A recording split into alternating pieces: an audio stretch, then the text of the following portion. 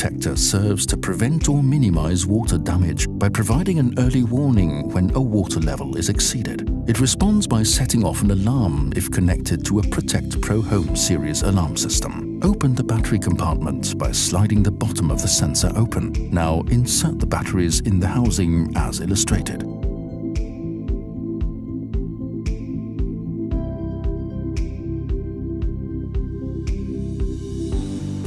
Disable the key lock of the base station to register the water detector with the base station. Enter the base station PIN and press OK to confirm.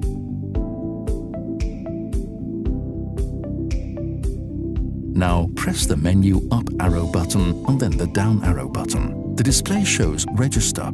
Press OK to confirm. When the display reads Find, you can register the sensor.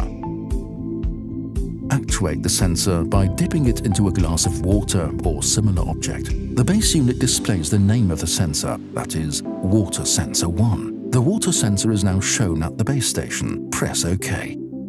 Please refer to the base unit operating instructions for details.